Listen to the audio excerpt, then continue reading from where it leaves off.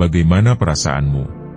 Jika di usia 25 tahun, kamu melihat cermin dan sadar, kamu belum jadi apa-apa, dan hidupmu terasa begitu-begitu saja. Dan semakin sering kamu membuka media sosial, rasanya semua orang sedang melesat maju, jauh di depan.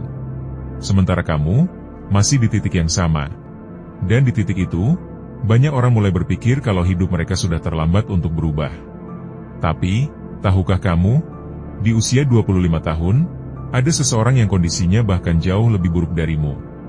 Dia bukan cuma belum sukses, dia terjebak dalam kecanduan narkoba yang hampir menghancurkan hidupnya. Namanya Grant Cardone.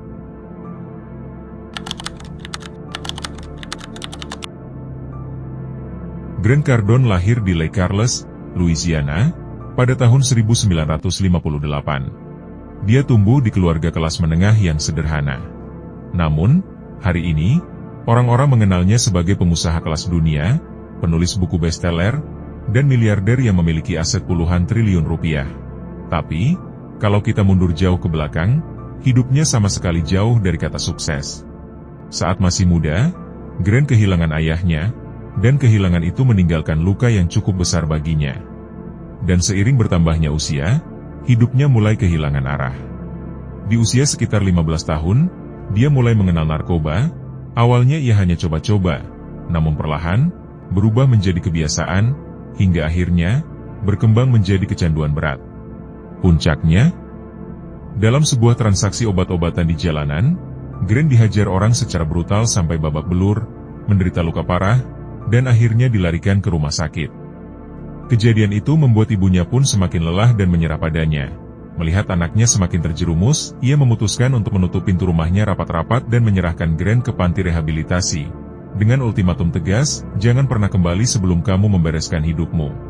Dan selama hampir 10 tahun, dari usia 15 sampai 25 tahun, hidup Grant hanya berputar dalam lingkaran yang sama, yaitu kecanduan, masalah hukum, dan keputusasaan.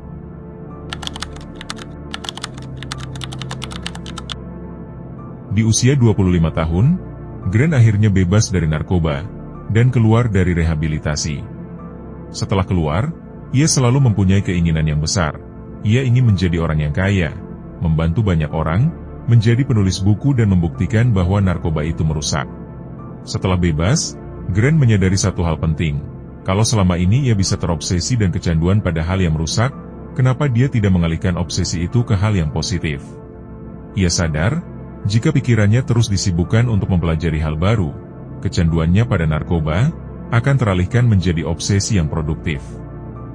Tapi, keluar dari panti rehabilitasi ternyata baru babak awal. Dia keluar tanpa modal, tanpa koneksi, dan membawa label sebagai mantan pecandu. Satu-satunya pekerjaan yang mau menerima dia saat itu adalah pekerjaan yang sebenarnya paling dia benci, yaitu menjadi salesman mobil. Pada akhirnya, mau tidak mau, dia pun mulai bekerja sebagai salesman mobil. Di titik inilah hidupnya berubah secara radikal. Grant tidak sekedar bekerja, ia terobsesi. Dia belajar teknik jualan dari pagi sampai malam. Dia rekam suaranya sendiri, dia pelajari psikologi pembeli. Saat orang lain pulang kerja lalu santai, Grant membaca puluhan buku tentang sel, lalu mengikuti pelatihan, mempelajari cara berkomunikasi, cara meyakinkan orang, cara membangun kepercayaan, hingga berlatih negosiasi setiap hari. Dan sampai akhirnya, ia berhasil mengalihkan kecanduannya. Bukan lagi kecanduan zat terlarang, melainkan kecanduan belajar, berkembang, dan menjadi lebih baik di setiap harinya.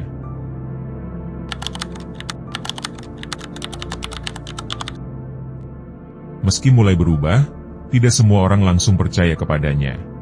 Bayangkan saja, jika seorang mantan pecandu tiba-tiba bilang, "Aku ingin menjadi orang kaya, aku ingin menulis buku, aku ingin sukses besar."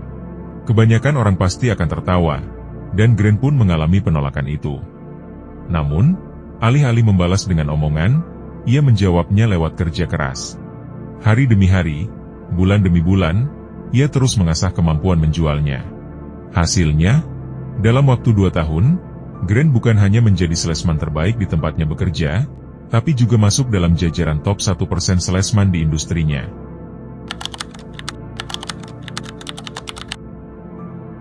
Namun, impian Grant belum selesai.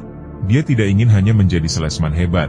Dia ingin menjadi orang kaya yang bisa menginspirasi jutaan orang. Dan dari hasil kerjanya, dia mulai mengumpulkan modal. Tapi, bukannya dipakai untuk terlihat kaya, uang itu justru dia putar kembali menjadi bisnis. Dimulai dari berinvestasi di bidang real estate, dan terus-menerus memperluas sumber penghasilannya. Dan disinilah, lahir prinsip legendaris yang membuat namanya mendunia, yaitu The 10X Rule.